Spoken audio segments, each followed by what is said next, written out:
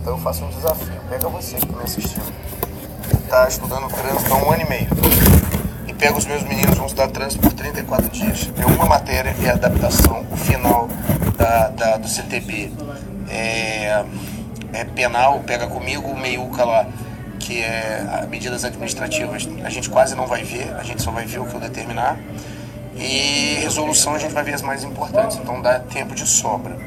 Só que quem tiver na pegada com a gente aqui, ó, faltam 57 dias, né, pra prova. Daqui a pouco eu perco até a conta. Todo dia eu venho aqui colocar no quadro lá, faltam 57 dias, né? Hoje é que dia, cara? Já até perdi, ó, 23/6. Faltam 57 dias pra prova. Nesses 57 dias, a gente está dando um grau fudido em algumas matérias, tá? A gente está dando um grau de arrebentar em português, RLM, administrativo, constitucional, penal, processo penal e leis. Esse aqui é o chamado núcleo 1, né? Vale 60 pontos. Nossa, deu uma catarrada aqui que foi foda. Depois eu tenho o núcleo 2, que é o núcleo de informática.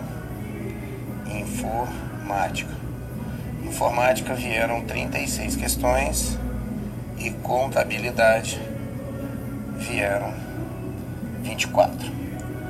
Perfazendo metade da prova. Só que olha só, qual é as expertise e as esperteza que a gente tem que ter?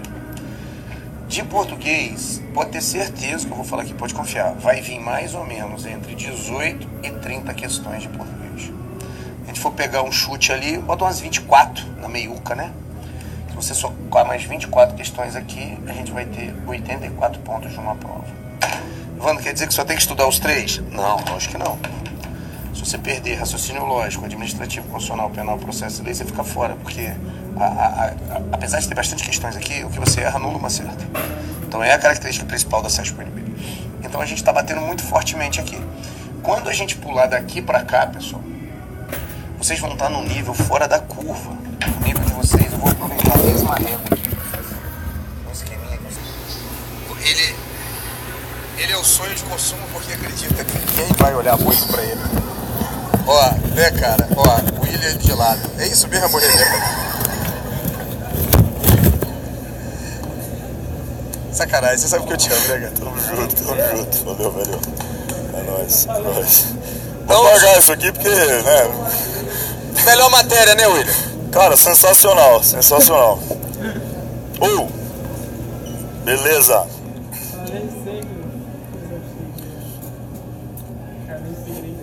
Mais um pouco. Valeu, obrigado. Pessoal do online aí, boa noite.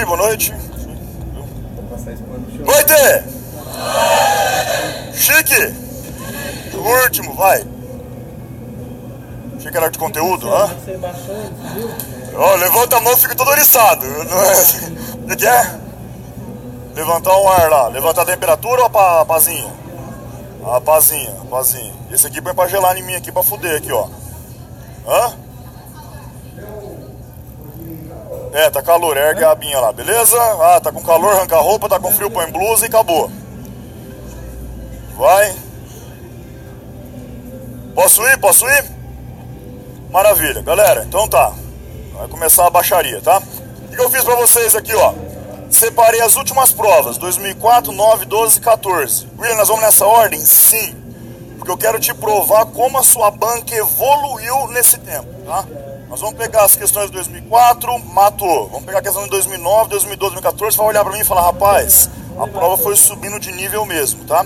É isso que a gente vai fazer só pra te tranquilizar no que vai vir em 2018. Show de bola? Então nós vamos nessa ordem aqui, ó. Vamos pegar comigo primeiro lá, da 31 a 40, beleza?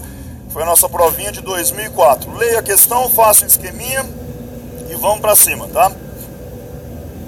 Show de bola. Questão 31 me fala o seguinte, ó. Ao registrar a aquisição de mercadorias para revenda, no caso de incidência de IPI e ICMS, a empresa não incorpora o valor do ICMS na conta estoque de mercadorias para revenda. Qual que é a regrinha? Leu a questão, apareceu o IPI, larga a caneta na hora, lembra? Larga a caneta, dá aquela respirada, bebe uma aguinha, olha de cara feia pros caras do lado, tá? IPI, opa, IPI tem um esqueminha. Apareceu o IPI, você tem que lembrar o quê? Primeiro momento, ó, então vamos lá. Apareceu o IPI, show de bola.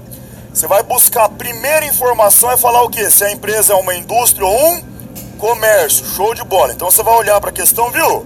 O que você é? Você é uma indústria ou você é um comércio? Então você vai olhar para a questão e ela tem que te falar, tá? A não ser que a questão seja muito teórica, para você não precisar da informação. Mas se ela pedir valor de pagamento, se ela pedir o valor do estoque, ela não falar se é indústria ou comércio,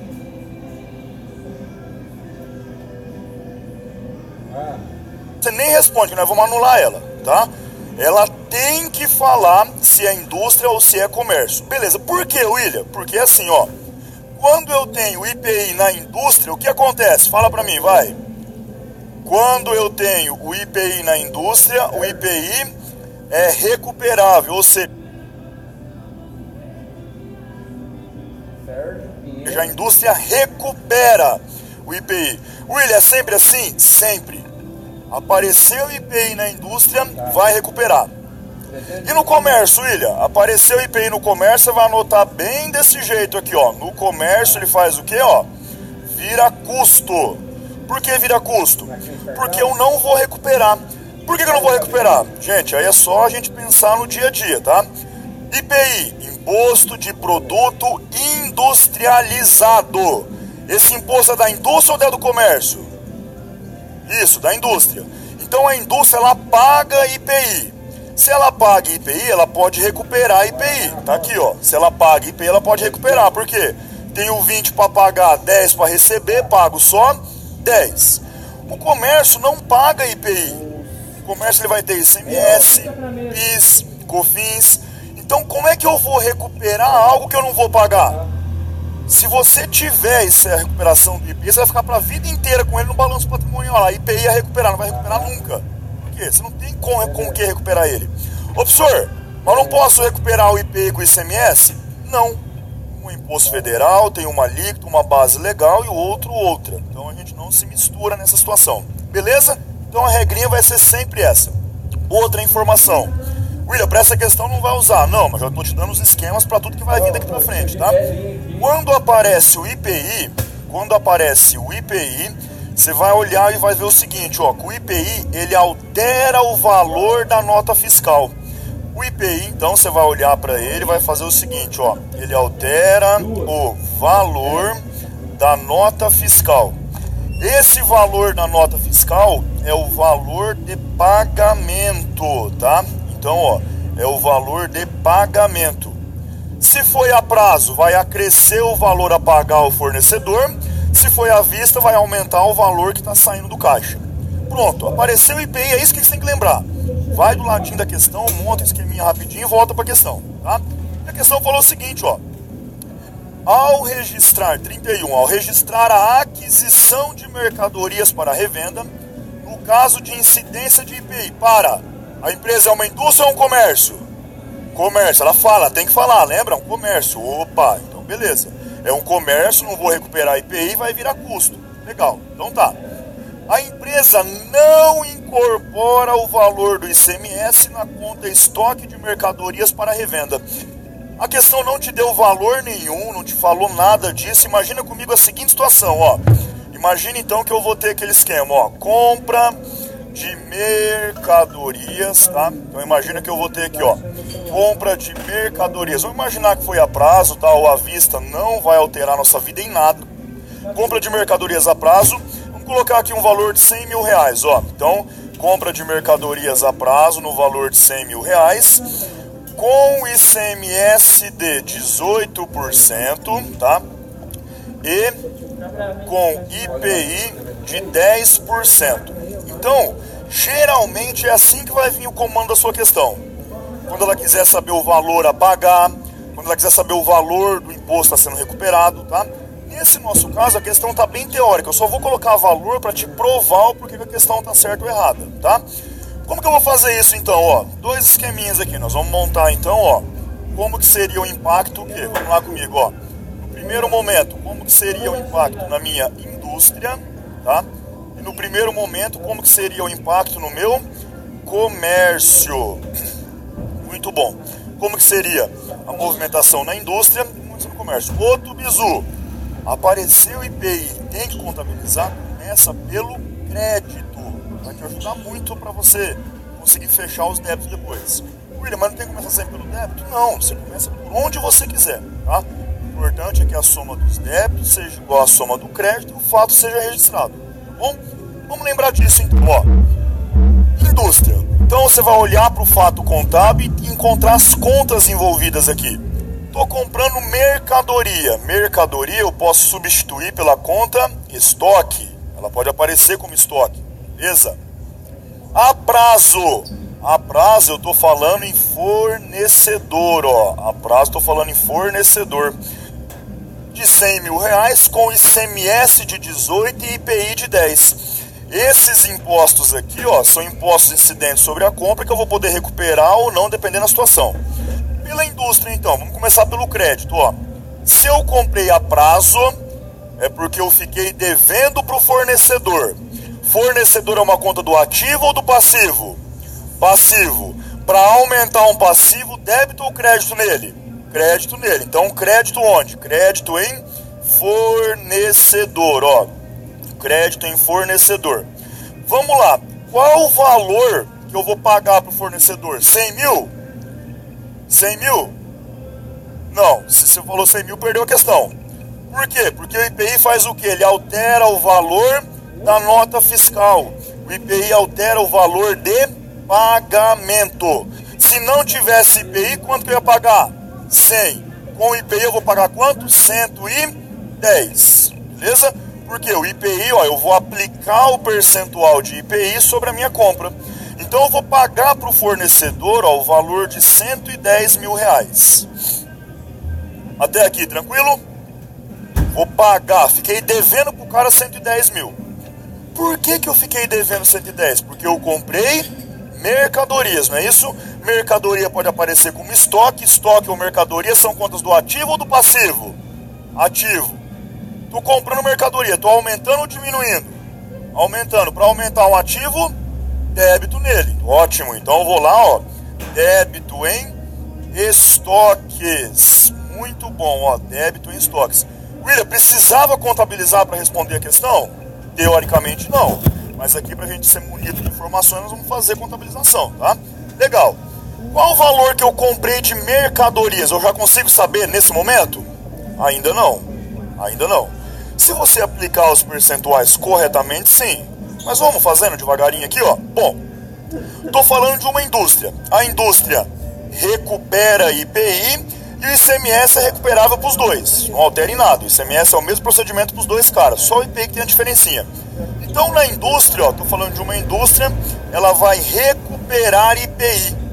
IPI a recuperar é um bem, direito ou uma obrigação? Porque eu estou comprando a minha mercadoria, estou pagando imposto sobre a compra. Depois eu vou pagar imposto sobre a venda. Para não pagar duas vezes, o que eu comprei o governo me dá. Se ele me dá é meu, se é meu é um ativo, bem ou direito, tá? Então, ó, IPI, ICMS, impostos a recuperar são bens da empresa? São direitos. Direitos é ativo. Para aumentar um ativo, débito nele. Então, débito em IPI a recuperar, ó. Beleza? IPI a recuperar. Tranquilão? Estão comigo aqui ou não? Legal. Qual o valor do IPI? 10% de quem?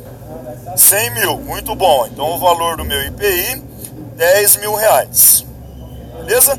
E o ICMS? Todo mundo recupera ICMS. Vamos lá, então, ó. ICMS também vai ser um imposto, também vai ser um direito. Então, ó, ICMS a recuperar. Qual o valor? 18% sobre 110?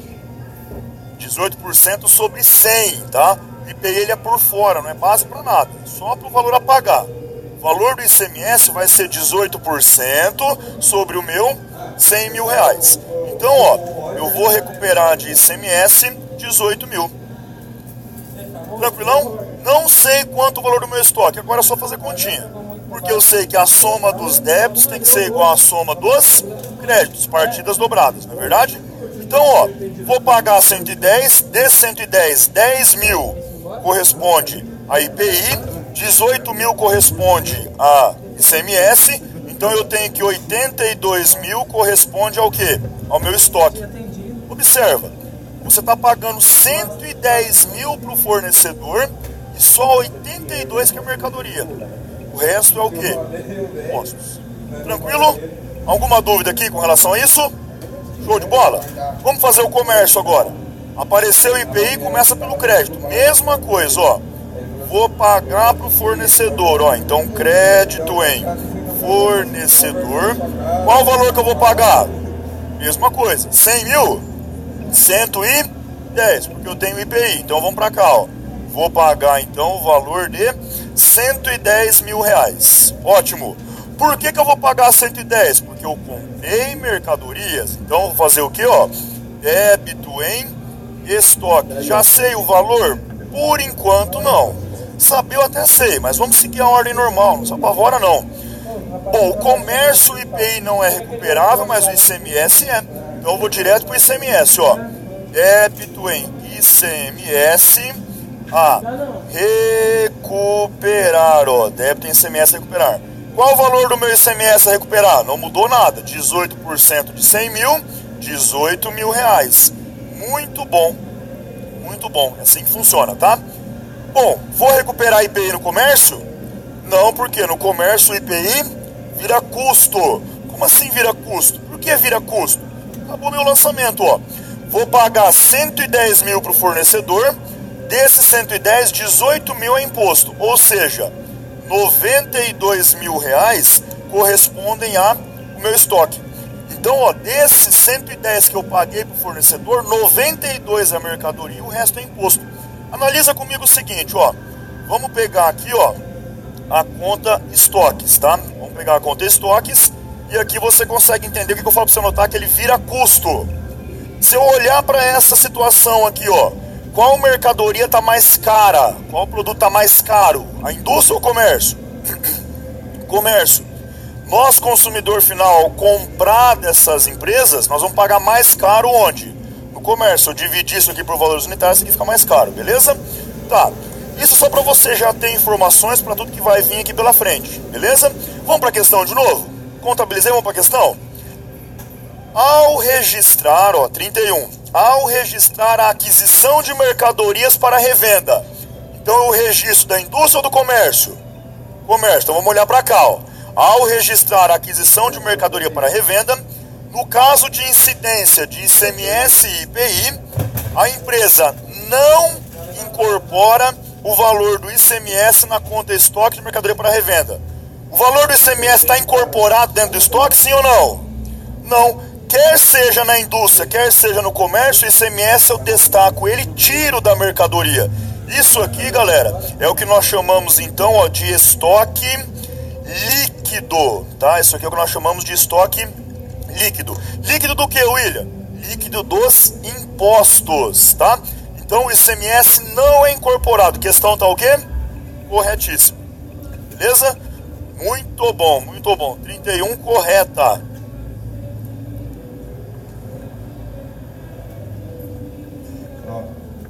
Também não. Ah tá, no comércio sim. Pergunta dela, William, se fosse IPI, se o comando da questão IPI não incorpora, no comércio estaria errado, na indústria estaria certo, beleza? Bom? Desculpa, O comando da questão vai falar, ele vai falar o que é a empresa e vai perguntar qual é o imposto. Nesse caso ele falou que era um comércio e pediu ICMS, beleza? Maravilha? Fechou? Dúvida ali ou não? Ótimo. 32. O registro do IPI em uma empresa que transforma a matéria processada em produto acabado representará um direito no momento da venda do produto final e um dever no momento em que a empresa adquirir a matéria processada. Vamos comigo o seguinte, ó. Funciona mais ou menos assim, tá?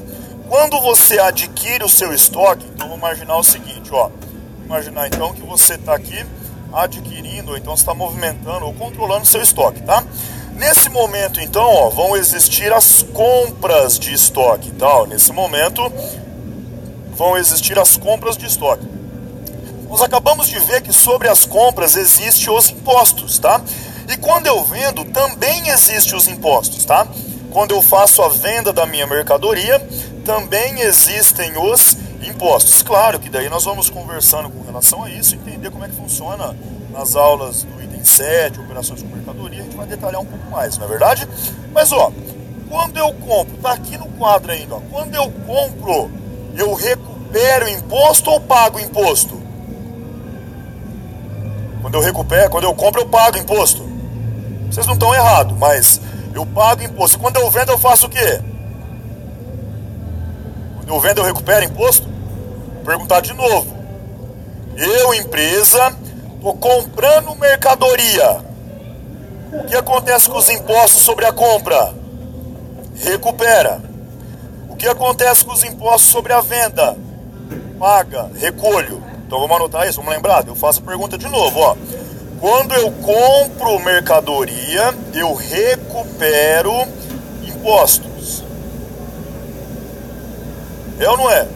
Eu, empresa, estou comprando mercadoria. Vocês responderam certo, eu vou pagar. Sim, eu pago imposto. Mas esse imposto que eu paguei sobre a compra, eu vou deixar ele guardadinho, que eu vou usar ele para pagar menos lá depois, não é isso? Quando eu vendo, então, ó, quando eu vendo a gente fala pagar ou recolher, ó. Então, quando eu vendo, eu tenho que recolher ou pagar meus impostos. Até aqui, tranquilo? Essa é a regra geral. Mas se a empresa comprou mais do que vendeu, ela não vai nem pagar imposto. Mas a operação por si só, a essência da compra, recupera. A essência da venda, paga. Beleza? Galera, vamos comigo, ó. Quando eu tenho direito a recuperar, acabei de falar, eu tenho direito ou um dever? Direito, tá? Então, o recuperar aqui, ó, ele apresenta um direito. Quando eu tenho que recolher, eu tenho um direito ou um dever? Uma obrigação, um dever de recolher isso. Legal. Vamos ler a questão de novo? Vamos ler a questão de novo. 32. O registro do IPI em uma empresa que transforma matéria processada. Opa, apareceu o IPI, você vai buscar se é uma indústria ou comércio. Ela vai falar em toda a questão, tá vendo? Nem vai precisar saber disso, mas ela vai falar. Essa empresa aqui dessa questão 32 é uma indústria ou um comércio? Indústria, pronto. Então, ó, ao registrar o IPI em uma indústria, a empresa representará um direito no momento da venda do produto final e um dever no momento que a empresa adquirir a matéria processada. Então ele falou que quando eu adquirir a matéria-prima, eu vou pagar imposto, eu tenho um dever. Ele falou que quando eu vender, eu tenho um direito de recuperar, tá certo isso? Ele simplesmente fez o quê? Pronto, beleza? Quando você compra, você vai recuperar impostos que representam um direito para a sua empresa. Quando você vende, você tem a obrigação de recolher. Claro que aí vai existir a apuração de imposto para chegar no valor. Mas esse valor a recolher é um dever que você tem. Ele simplesmente inverteu a nomenclatura aqui. Beleza? 32 está ok então? Errado. 33. A demonstração de origens e aplicação de recursos, a doar, que representa a estrutura patrimonial da empresa, classifica os itens patrimoniais em 3 grupos e evidencia a situação patrimonial da empresa. Essa questão é de 2004, nós estamos na prova de 2004.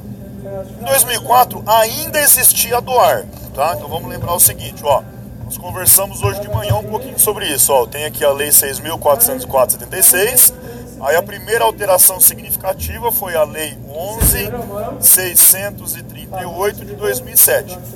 Aqui nessa Lei 11.638 foi extinta a doar. Então aqui, ó, foi extinta a doar e foi instituída a DFC. Beleza? Foi instituída a DFC. Beleza, William, precisa saber disso? As provas de hoje não mais. É bom saber, quando a gente for estudar as leis, vão passar por essas modificações que aconteceram aqui. Então tá. A DOAR e a DFC, basicamente, elas têm o mesmo raciocínio, a mesma coisa. DOAR, demonstração das origens e aplicações de recursos. A DFC, demonstração dos fluxos de caixa. A DFC, então, ela vai se preocupar com o que entrou de dinheiro e o que saiu de dinheiro, as origens dos recursos, onde eu apliquei o recurso. Então, elas têm basicamente a mesma linha de raciocínio, claro que com alterações e por aí vai. Hoje nos interessa só a DFC. Na data da prova nem existia, nem se falava em DFC ainda, então a questão está totalmente certa para a época, tá? Quer dizer, certa no seu contexto. Agora vamos analisar. Ele falou o seguinte, ó, que a DOAR é uma demonstração que apresenta a estrutura patrimonial em 3 grupos. Galera, quem que apresenta o patrimônio da empresa em 3 grupos? Balanço patrimonial, ativo, passivo e PL.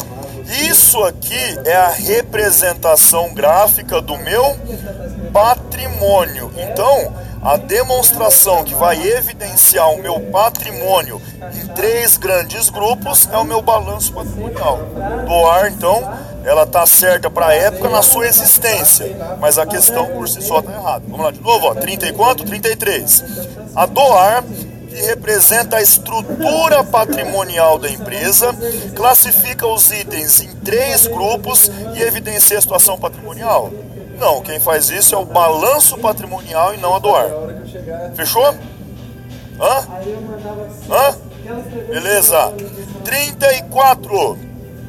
Ao se conceder abatimento sobre vendas, a quantidade de mercadorias para revenda em estoque não sofrerá alterações. Uma questão relativamente mediana, difícil, mas vamos entender o seguinte, ó. Como que funciona isso? Ó?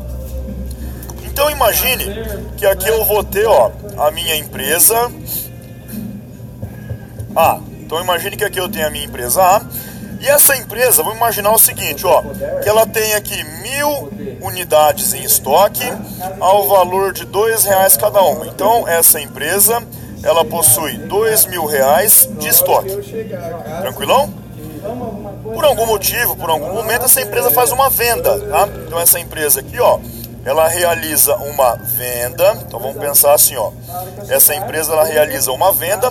Vamos imaginar aqui, ó, que ela vendeu 500 unidades ao valor de R$5 cada uma. Olha só, eu tinha 1000 unidades custando R$2, tô vendendo 500 dela por 5, totalmente normal. R$2 é o meu custo, é quanto que ela vale. Vou vender por um valor maior.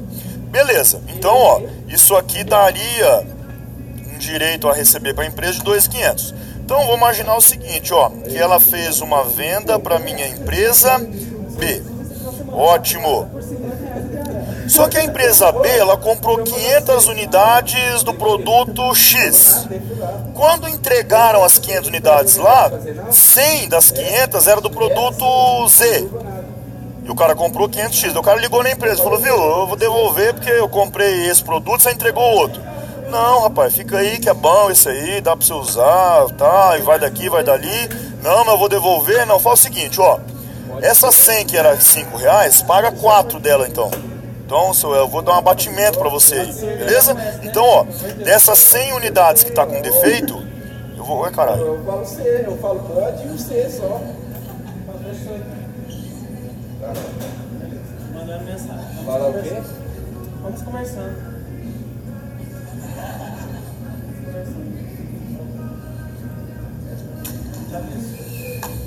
Você é louco, velho. Ó, dessas 500 que tá aqui, 100 delas, o cara vai pagar então R$4, tá? Dessas 100. Observe então que vai ser o que, ó? Eu dei um abatimento sobre a 100. Entenderam o que aconteceu nesse momento aqui? Vendeu 500 por 5, o cara ia devolver 100. Não, fica aí com a 100, paga menos dela. Então, o abatimento, ó, pra gente conversar sobre ela, ó. O abatimento, ele vai conceder o quê? Uma redução no valor a receber da empresa A. Ó. Então, a receber na minha empresa A. Então, ó, eu vou ter um abatimento. Aí a questão, ela foi tão, era uma questão, ela teoricamente difícil, mas a questão foi muito gente boa com você. Ela falou assim, ó, isso aqui é a situação que aconteceu, tá? E a questão, cadê? 34. Ao se conceder abatimento sobre a venda, sobre vendas, a quantidade de mercadorias para revenda em estoque não sofrerá alterações. Em algum momento aqui eu devolvi mercadorias para essa empresa aqui? Se eu não devolvi, eu não alterei o estoque nem dela, nem dessa aqui. Concorda comigo? Então vamos lá, ó. Abatimento sobre vendas não altera o quê? A quantidade. Nem o abatimento sobre compra. O abatimento, ele não altera a quantidade, porque ele é um valor, ele é um abatimento no valor, ele é um desconto no valor. Então, olhando para essa situação, esse cara só vai pagar um valor menor, ele prevaleceu com as 500, aqui eu prevaleci com as 500 lá em cima, então alterou a quantidade de estoque disponível para revenda em alguma delas? Não, questãozinha tá ok então? Corretíssima, beleza? Ah, meu Deus, abatimento, venda, calma, lê a questão, pensa um pouquinho, tá? O abatimento, eu dei um desconto, não houve devolução, não mexe em quantidade, beleza? Agora, o abatimento sobre as compras, ele altera o valor do estoque. Vamos lá? Então a questão está respondida, beleza? Agora vamos complementar a informação, ó. Para essa empresa que vendeu, ela tinha 1.000 valendo R$2, vende 500 por 5. Então o meu CMV aqui dessa empresa, ó, foi o quê? 500 unidades vezes R$2, não é? Porque ela tinha 1.000 a 2. Vende 500, meu CMV é 2. Então, ó, o CMV dessa empresa aqui, R$1.000. Não entender, para eu aí, tá? Então, ó, de uma venda de 2.500, o meu CMV é um valor de quanto? De R$1.000. Não estamos falando em imposto, não estamos falando em nada aqui, tá? Agora, beleza. Quando a empresa B comprou as mercadorias, então inicialmente ela comprou, esquece isso aqui primeiro, ó. Ela comprou 500 unidades a R$5, não é isso? Se não tivesse imposto, como não tem imposto na operação, qual que vai ser o custo de mercadoria da empresa B? 500 unidades a qual valor? R$5. Então o custo que essa empresa vai ter aqui agora, os estoques dela vai ser o quê? 500 a R$5. Então o custo de estoque dela é 2.500, concorda comigo? Só que aí houve um abatimento. Abatimento sobre vendas para esse cara e abatimento sobre compras para esse cara. Consegue enxergar isso ou não? Porque houve uma movimentação financeira aqui. Legal. Esse cara agora ele vai pagar mais barato em 100 unidades. Consegue enxergar isso?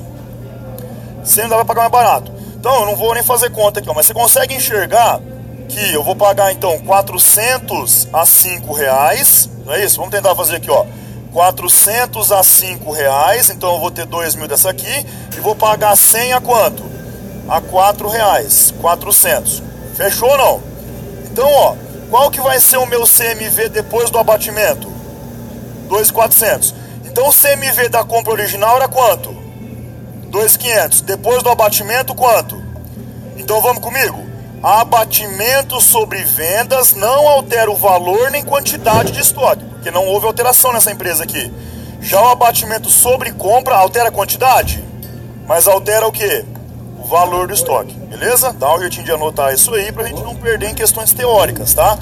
Abatimento sobre venda não altera valor, aliás, nesse caso aqui na venda, tá? Cuidado, tá, pessoal, para conseguir identificar as empresas. Aqui eu não vou mexer em valor do estoque, porque já saiu o estoque. O abatimento aqui vai conceder um impacto onde? No valor a receber da empresa A. Já na empresa B eu tenho impacto onde? No meu custo. Fechou? Maravilha. Então respondemos a questão e já complementamos a nossa informação aí.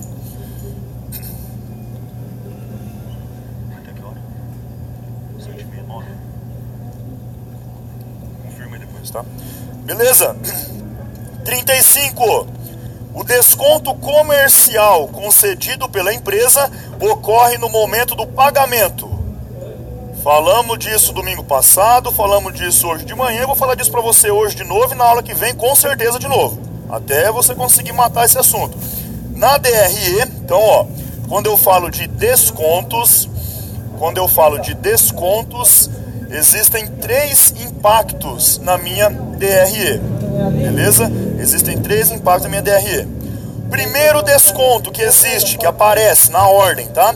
eu vou ter o desconto aqui, ó, incondicional. Vou ter o desconto incondicional. É isso ou não? Legal. Depois eu vou ter o desconto condicional. E depois eu vou ter o desconto obtido. O desconto obtido, ele tem um aspecto positivo, ele é uma receita financeira para nossa empresa, tá? Para nossa empresa. Fui pagar um valor, devia 1.000. Negociei na hora de pagar, paguei 900. Então ganhei. Ganhei o quê? Um desconto, obtive um desconto, uma receita financeira. Ótimo. Desconto incondicional, ele vai aparecer aqui o seguinte, ó. Desconto incondicional, ele acontece no momento da venda, tá? Então nós vamos aqui, pessoal, com esses esqueminhas, até que a gente consiga filtrar informações desse jeito, ó. O incondicional acontece no momento da venda. O condicional acontece no momento do pagamento. Fechou? O incondicional, ele pode aparecer para você ainda como desconto comercial, como desconto promocional, como desconto de negociação, como desconto da venda, e a gente conversou sobre isso já, né? O desconto condicional, ele pode aparecer aqui, ó, como desconto financeiro, desconto a clientes, tá? Então é a nomenclatura que ele pode aparecer. Incondicional acontece na venda, condicional no pagamento, obtido receita. Aí tem as nomenclaturas que ela pode aparecer. É sempre assim, os esqueminha a gente faz aqui. Vamos para a questão? Vamos pegar a questão? Vai lá, cadê? 35. O desconto comercial concedido pela empresa ocorre no momento do pagamento, certo ou errado? Pronto, beleza?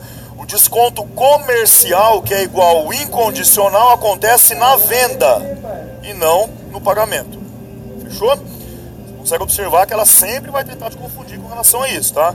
É muita informação, é detalhe, nomenclatura, mas daí a gente vai conseguir matar esse assunto, beleza? Bom também, 36. A aquisição de mercadorias para revenda a prazo não representará redução no resultado do exercício. Fui comprar a mercadoria do cara, fui comprar a mercadoria do fornecedor, falou que é a prazo. 100 mil reais, vou pagar em 30, 60 e 90 dias. Ele vai falar que esse fato não representa redução no resultado. Certo ou errado? Vamos contabilizar isso, ó. Então vamos lá, imagina o seguinte, ó. Que eu tenho aqui compra de mercadorias. Então vamos lá, ó, compra de mercadorias no valor de 60 mil reais.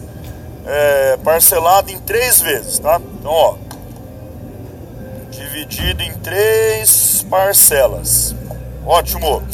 Como que eu contabilizo isso? O que eu estou comprando aqui?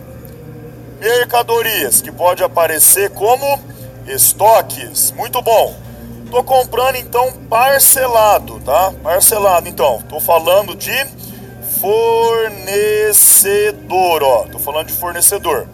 Então eu vou debitar estoques de mercadoria, porque eu estou adquirindo a mercadoria, estou adquirindo o estoque. Qual o valor do meu estoque? 60 mil reais. Tem ICMS nesse fato? Tem IPI? Tem PIS? Tem COFINS? Não falei nada, então você não considera, beleza? É muito típico da CESP, tá? Considere que a operação foi isenta de tributação.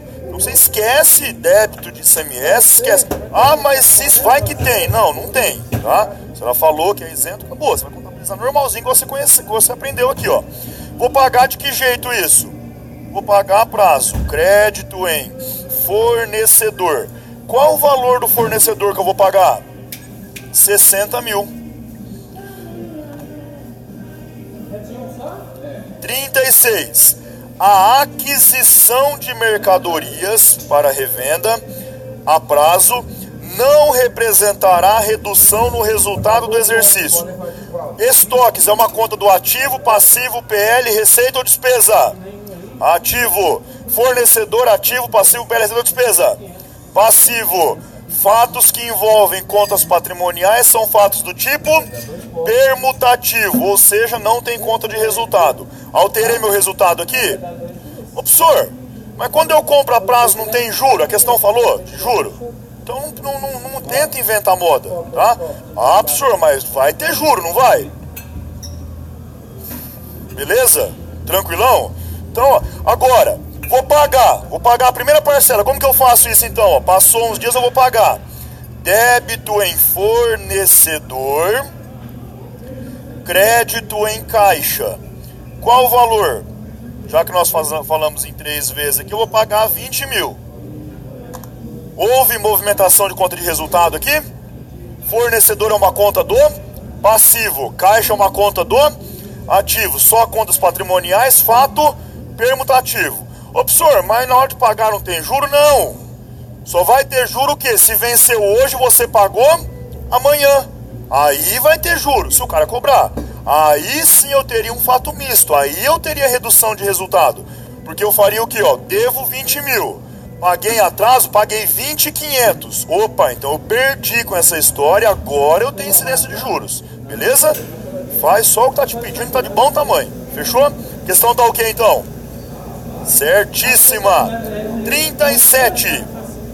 O registro de devolução de mercadorias adquirida à vista para revenda não afetará o saldo do ativo total. Então eu tenho a seguinte situação aqui, ó. Então imagine que eu tenho aqui o meu balanço patrimonial. Então eu tenho meu ativo, meu passivo e tenho aqui o meu PL. Imagine então que eu tinha um saldo de caixa aqui, ó, de R$1.000, beleza? Esquece passivo e PL, vamos só comigo no ativo aqui, ó. Qual que é o total do meu ativo agora? R$1.000. Fechou? Fui lá e comprei mercadoria. Fui lá e fui comprar mercadoria. Então eu vim aqui, ó, em estoques, beleza? Comprei R$500 de mercadoria, só que eu paguei à vista. Se eu paguei à vista, então, ó, dos R$1.000 que eu tinha lá, quanto que eu vou ficar em caixa? Hã? 500. Qual que é o total do meu ativo? 500 mais 500 é quanto? 1.000. Chegou a mercadoria, eu fui conferir, não era o que eu queria. Veio com defeito, veio de outro jeito, veio de outro modelo, eu não quero, vou devolver pro cara. Se eu vou devolver, eu vou pegar os estoques que estão na minha empresa e vou entregar para ele de volta, não é isso? Então, ó, os estoques que eu tenho aqui eu não vou ter mais, então eu vou ter 0 de estoque. Quando eu entregar o estoque, ele vai fazer o que com o meu dinheiro? Me devolver o dinheiro. Então, dos 500 eu vou voltar o quê? Até os 1.000. Total do meu ativo. O registro de devolução de mercadorias adquirida à vista altera o meu ativo total, sim ou não? Não, questão tá o quê? Corretíssima. 38. A elaboração do balanço patrimonial da empresa depende da apuração do lucro do resultado do exercício. Daí para trás está certo, essa afirmação está correta, tá? O balanço patrimonial depende da DRE. Opa, já dei a resposta, tá? Opa, aí não vale, ó. O balanço patrimonial, então vamos pegar aqui, ó. Eu vou elaborar meu balanço. Então eu vou ter meu ativo, vou ter o meu passivo e vou ter o meu PL. Quem já fez o módulo comigo lembra, a gente faz um esquema aqui, eu coloco um balanço em branco, põe um monte de fato aqui, contabilizo, volto, contabilizo, volto, contabilizo, volto. No último fato a gente pega o valor do lucro, traz para cá e bate o balanço, não é bonito? Lembra disso? Ok. Então o balanço patrimonial, ele depende da apuração do resultado do exercício, senão não vai bater, não vai fechar. Só que a apuração do resultado do exercício é feita onde? Na minha DRE, ela é demonstrada na minha DRE. Então eu vou ter aqui, ó, as minhas receitas menos as minhas despesas e eu vou ter o meu resultado. Esse resultado eu vou fazer o que? Transferir ele aqui para o meu PL. Então, ó, primeira parte redondamente correto. O balanço patrimonial depende do resultado. Só que o resultado é apurado onde? E a questão falou o quê? Que é apurado onde? DLPA. A questão tá o quê então? Errada. DLPA, demonstração dos lucros ou prejuízos acumulados. Aí você faltou na aula, não vai, mas lucro ou prejuízo acumulado é verdade, eu vou apurar o resultado ali mesmo, beleza? Essa demonstração, ela surge aqui do PL depois, ó. A DLPA, ela vai pegar de fato o lucro acumulado ou prejuízo acumulado e abrir uma grande razão deles e detalhar. Mas isso a gente fala na aula de demonstrações. Fechou? Então ela depende do resultado, sim. Resultado apurado na DRE. Beleza? Muito bom, muito bom. 39. Hã? 9,15. Beleza. 39. No regime de caixa para registro de venda de mercadorias, a empresa reconhece o valor correspondente à venda no momento em que esta ocorre, independente da forma de pagamento, certo ou errado?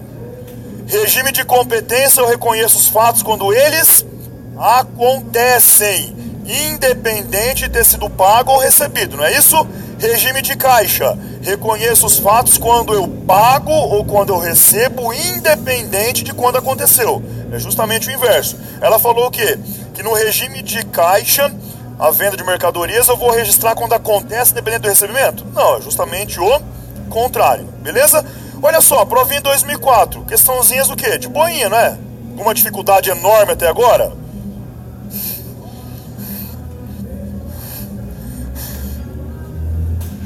Beleza? 39 fechou então. 40. Na venda de mercadorias, a despesa com frete deve integrar o custo da mercadoria vendida.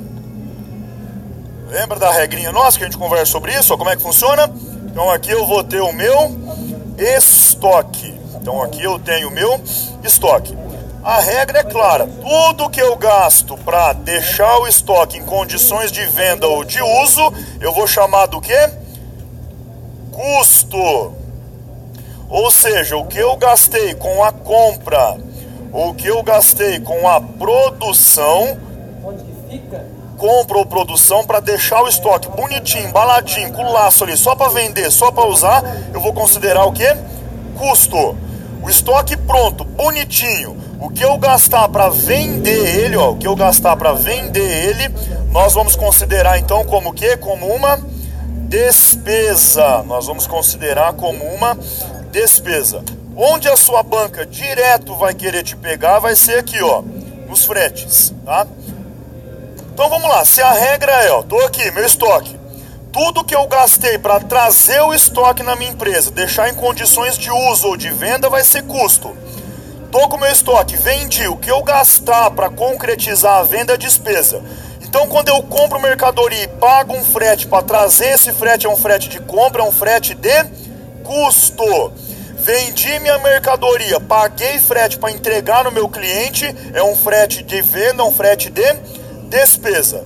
Você já foi comprar alguma coisa no site, por aí você colocou lá, você comprou, tava lá, frete grátis. Então você pagou só o valor da mercadoria. Frete grátis para quem? Para nós que estava comprando, porque a empresa lá pagou o frete. Então ela teve uma despesa com o frete para entregar a mercadoria que você comprou. Agora, tem situações que você vai comprar pela internet, o cara vai pedir o que para você? O seu CEP, você digita, vai acrescer o valor da sua compra, não é? Então nesse caso, o cliente está pagando o frete, vai ter despesa na empresa? Então cuidado, tá? Esse frete de despesa é quando a empresa vai pagar o frete para entregar a mercadoria para o cliente. Se o cliente pagar o frete, não há de se falar em despesa. Estão me entendendo? Estou falando em gasto, em desembolso da minha empresa. A questão, a prova, a sua prova vai analisar a sua empresa. Você não vai se preocupar com o consumidor final, com o cliente, com você. É a sua empresa. A não ser que a questão faça menção clara disso. Então a sua empresa, quando você paga frete para trazer a mercadoria, estou falando em um frete de compra, que vai ser um custo. Paguei frete para entregar a mercadoria vendida para o meu cliente, despesa. Então, despesa é diferente de custo. Ambos são o que, ó? Ambos são gastos que a empresa tem, ó. Ambos são gastos. Só que eu gasto com custo e gasto com despesa. Aí a questão falou o que, ó? Que o frete pago sobre a venda deve integrar o custo da mercadoria vendida, certo ou errado? Errado. Por quê? Vai ser uma despesa que eu vou pagar depois do meu estoque tá bonitinho para vender. Tranquilão? Entenderam isso ou não? Bom também. Cadê?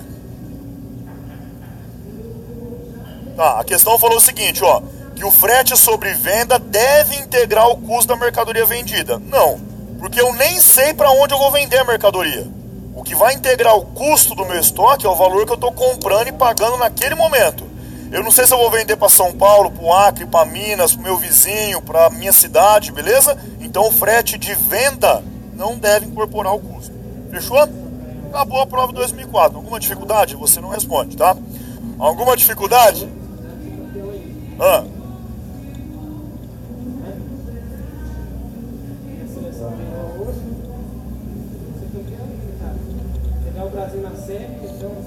Aí estaria certo. A despesa com frete de venda vai lá para DRE em despesas operacionais. Tipo com venda.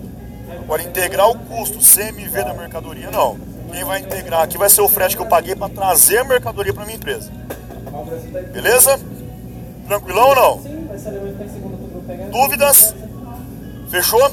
Provinha 2009 então. Matamos a de 2004. Observe então que ela contemplou muito em 2004 o que? Operações com mercadorias. Tivemos 3 ou 4 questões falando de ICMS, de IPI, de frete, de controle de estoque, tá? Então foi um item que eles observaram muito em 2004. Aí vamos nós para 2009, beleza? Então a ideia aqui é que você crie o quê? Uma sequência de como a sua banca foi crescendo no aspecto de qualidade de cobrança, tá? Essa é a ideia. Vamos olhar então as provas de 2009? Vamos ver então como que funciona o aspecto nosso lá de 2009. Cadê? Deixa eu pegar então aqui. Nós vamos da 22 a 30. Cadê? Beleza. 22. Os livros Diário e Razão, por constituírem os registros permanentes de uma entidade e por serem obrigatórios, devem ser registrados no registro público competente. Quando nós vamos discutir o item lá de livros empresariais, então nós vamos conversar o seguinte, ó. Quando eu falo para você lá dos livros empresariais, tá? Ó, quando eu converso sobre livros empresariais, eles se apresentam aqui, ó, em 4 grandes grupos, tá? Nós não vamos ter tempo, provavelmente, de discutir todos eles, nós vamos focar sempre no livro contábil, que é o que mais aparece. Mas aqui vão existir os livros societários, beleza? Ó, aqui existem os livros societários. Aqui vão existir os livros trabalhistas, beleza? Ó, aqui vão existir os livros trabalhistas. Aqui vão existir os livros fiscais. E aqui vão existir os livros contábeis, beleza? Sem sombra de dúvida, é aqui que a gente se concentra um pouco mais de dedicação, tá? Livros contábeis. Daqui vai surgir então diário, razão, balancete e as demonstrações contábeis por si só. Então nós já vamos conversar um pouquinho agora sobre o livro diário, tá? Só para a gente lembrar aqui as suas particularidades. Nós vamos conversar um pouquinho também sobre o livro razão, tá? Bom, quando eu falo de livro diário e razão, ambos caracterizam então, ó, o registro permanente de uma entidade. O que significa registro permanente? As informações neles registrada, elas vão perdurar pela organização. Eu vou protocolar isso, arquivar, registrar em órgão competente, um deles já chega lá, e eles vão caracterizar então os registros de escrituração permanente. Tudo que a empresa comprou, vendeu, recebeu, pagou, vai estar registrado. Então, caracterizam registros permanentes da empresa, tá? Quando eu falo de diário e razão, eles são considerados livros principais, ó. Quando eu falo de livros diário e razão, são considerados livros principais. Por quê? Quando eu vou estudar os livros contábeis, existem, por exemplo, livro registro de duplicatas, livro registro de conta corrente, livro registro de caixa, que vão ser livros auxiliares dos livros principais. Então a empresa pode não ter um livro registro de duplicata, mas ela vai ter que ter o diário.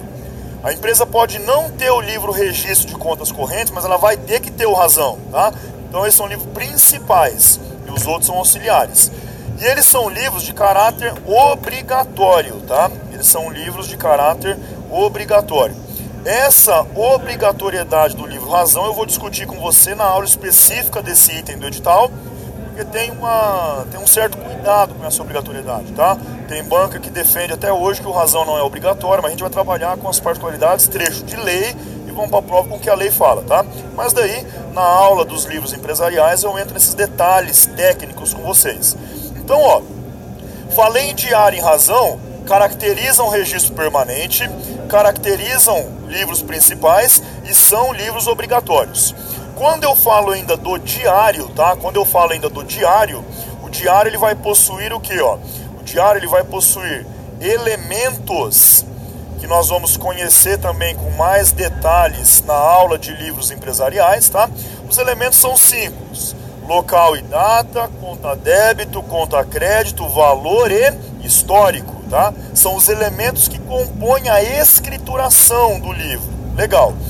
O livro diário, ele vai possuir aqui, ó, as formalidades.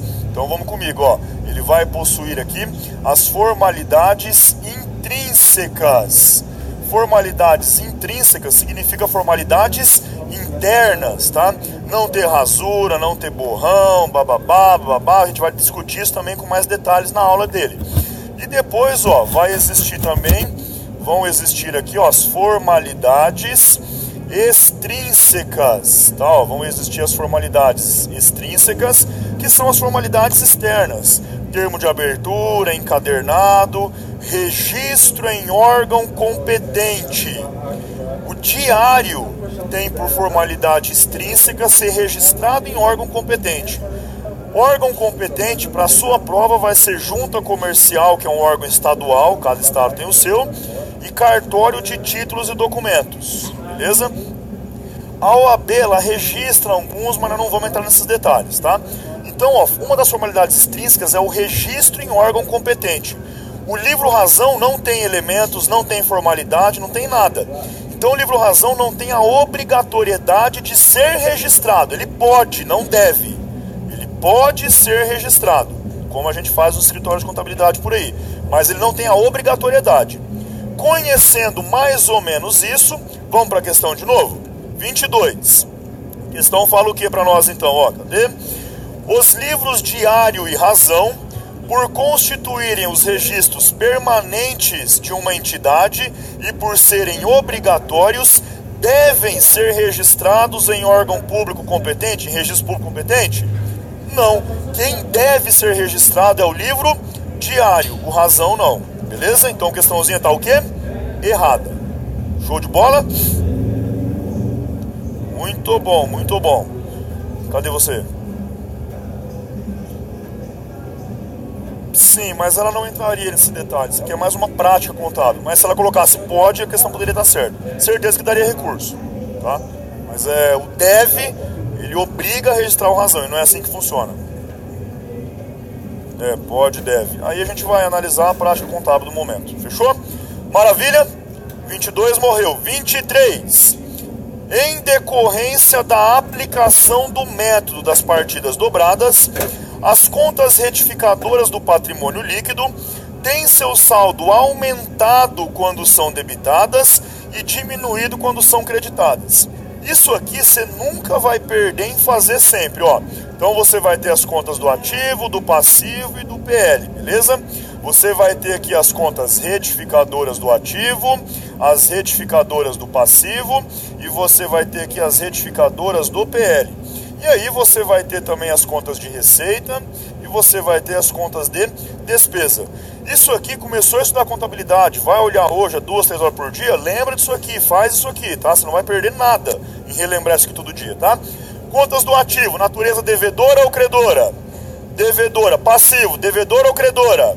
Credora. PL, credora. Retificadora do ativo, natureza inversa ao grupo original. Então ela vai ser o quê? Credora. Aqui vai ser o quê? Devedor. E aqui? Devedora. Ora. Aqui vai ser o quê? Credor. E aqui vai ser o quê? Devedora. Tá? Ótimo. E aí, como é que funciona? O que isso impacta na nossa vida? Conversamos disso hoje cedo, inclusive, tá? Aqui vai ser o seguinte, ó. As contas de natureza devedora, elas aumentam seu saldo com débito e diminuem seu saldo com crédito. Sempre assim. Contas de natureza credora aumentam seu saldo com crédito, diminui seu saldo com débito. natureza credora, aumentam seu saldo com crédito, diminui seu saldo com débito. E assim vai ser em todas elas, tá? Aqui, ó, credora, aumenta saldo com crédito, diminui saldo com débito. Devedora, aumenta saldo com débito, diminui saldo com crédito. E assim você vai conseguir registrar toda e qualquer contabilização que se fizer presente ali com relação às contas, ó. Agora, questões teóricas, com esse esqueminha aqui, você já consegue matar a questão. Agora, quando ela trouxer os tipos de conta, trouxer para você registrar, além de conhecer isso aqui, você vai ter que saber identificar a conta, se ela é do ativo, se ela é do passivo, para então aplicar essa regrinha, não é isso? Então, questões teóricas, você fica um pouco mais tranquilo só com o esquema. Então tá, a questão falou o que para nós? Ó, vamos lá, 23. Em decorrência da aplicação das partidas dobradas, nem precisava dessa informação, dessa introdução aí, as contas retificadoras do PL, tá aqui, ó, retificadora do PL, tem seu saldo aumentado quando são debitadas e diminuído quando são creditadas, certo ou errado? Pronto, beleza? Perde 30 segundos, mas não perde a questão. Faz o esqueminha do ladinho rapidinho e volta para a questão, beleza? Muito bom, muito bom. 2 cachorro quente. Meio. 2 dog bacon, tá? 24. O fato contábil registrado no lançamento de quarta fórmula abaixo pode ser entendido como recebimento por uma venda a prazo após o vencimento da obrigação e concessão de abatimento por problemas com a mercadoria ou sua entrega. Então a questão, eu já te comentei com vocês em sala, são raras as vezes que a CESP coloca no lançamento débito e crédito igual a gente faz aqui. Esse é um dos exemplos, tá? Então você consegue dar uma tranquilizada ali, que é o que você vê em sala de aula. Beleza. Geralmente ela traz o quê? Corridão na questão lá, débito, crédito, mas tem que montar o lançamentinho. Então vamos aproveitar essa oportunidade dessa questão. Legal. Ele falou o seguinte, ó, o lançamento de quarta fórmula abaixo pode ser entendido. Primeira informação é o quê? Checar se de fato ele é de quarta fórmula. Vai que você fica perdendo tempo em tentar contabilizar e nem é de quarta fórmula, tá? Então tenta achar o errinho da questão. O que é a quarta fórmula de lançamento? Lembra? Vamos lembrar disso, ó. Existem as fórmulas de lançamento. Isso, muito bom. Só existe 4 fórmulas. Então eu tenho a primeira fórmula, tenho a segunda fórmula, tenho a terceira fórmula e tenho a quarta fórmula, não é isso? Legal. Como é que vai funcionar isso aqui então, ó? Primeira fórmula é quando eu consigo registrar o fato contábil em apenas um lançamento, usando um débito e um crédito. Segunda fórmula, quando eu consigo registrar o fato contábil em apenas um lançamento, usando o quê? Um débito e mais de um crédito. Perfeito. Falei 2, 3, 4? Não, mais de um crédito. Legal? Terceira fórmula, quando eu consigo registrar o fato contábil em apenas um lançamento, usando o quê? Mais de um débito e um crédito. Muito bom. Então, ó, mais de um débito e um crédito. Quarta fórmula, quando eu consigo registrar o fato contábil em apenas um lançamento, usando mais de todo mundo, tá? Ou seja, aqui eu vou ter então mais de um débito e mais de um crédito.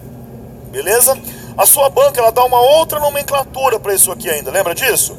Ela vai falar que o lançamento de primeira forma é um lançamento simples, muito bom. Lançamento de segunda forma, um lançamento composto, ótimo. Terceira fórmula, composto. E quarta fórmula, show de bola, tá? Lançamento complexo, muito bom.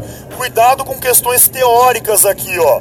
Lançamento composto sempre vai ser de segunda fórmula? Não, porque eu tenho os dois que podem ser compostos. Beleza. Então ela falou para nós, ó, o lançamento de quarta fórmula registrado abaixo pode ser entendido, Então quarta fórmula, mais de um débito, mais de um crédito, o lançamento tá certo? Beleza, então eu não vou errar essa questão por conta disso. Beleza. Então ele fala o seguinte, ó, pode ser entendido como recebimento por uma venda a prazo, após o vencimento da obrigação e concessão de abatimento por problemas com a mercadoria ou sua entrega. Vamos imaginar o seguinte, ó.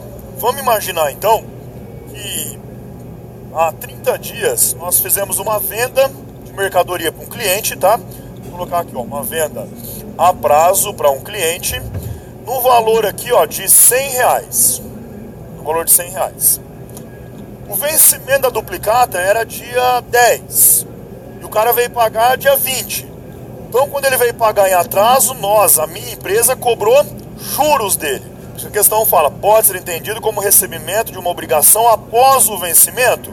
Por quê? Entende-se que após o vencimento eu posso cobrar juro do cara, né? Então vai ser o seguinte, ó, eu vou cobrar aqui, ó, um juros, tá? Pelo atraso no valor de R$10. Vou cobrar um juro do cara. Só que quando eu fui cobrar o juro, ele foi pagar, ele falou, viu, eu vou pagar, tal, mas eu vou devolver a mercadoria então, porque chegou com defeito lá, eu não reclamei no dia que chegou. Então tá com problema, eu quero um desconto.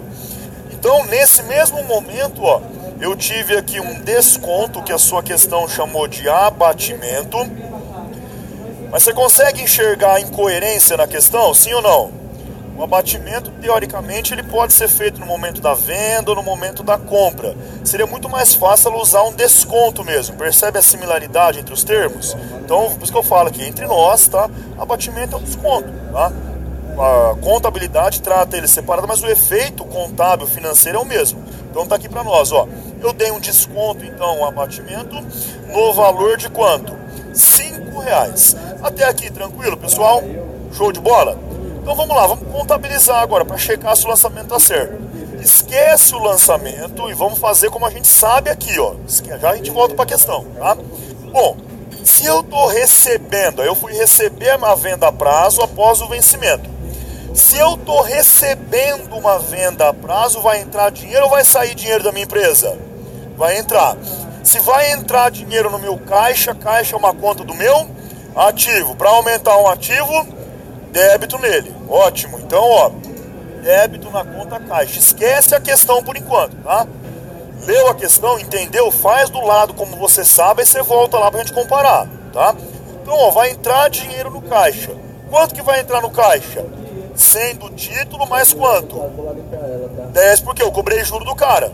Na sequência dos fatos foi isso. O cara pagou em atraso, então vai entrar 110 de mercadoria. Certo? Ótimo. Por que vai entrar 110 de mercadoria no meu caixa? Se eu estou recebendo uma duplicata, porque eu tinha uma duplicata a receber. Duplicata a receber é ativo ou é passivo? Ativo. Ativo tem natureza devedora. Eu tinha o direito a receber a duplicata do cara e estou recebendo. Eu posso continuar com o direito para cobrar ele 2 vezes? Então eu vou ter que dar baixa no direito. Diminuir um ativo. Como que eu diminuo um ativo? Crédito nele. Então, duplicata a receber, contas a receber, créditos a receber, clientes recebíveis, do jeito que você conseguir entender que isso é um cliente, tá? Eu vou usar aqui duplicata a receber, ó. Então, duplicata a receber, ó. Duplicata a receber. Qual o valor da minha duplicata? R$100, ótimo. O valor da minha duplicata é R$100. O meu título é R$100. Beleza. Ficou com dúvida? Ai meu Deus, agora eu não sei a próxima conta. Testa o lançamento. Olha para ele, conversa com ele, ó. Eu tenho um débito de quanto? 110. Tem um crédito de quanto? 100. Tá certo isso?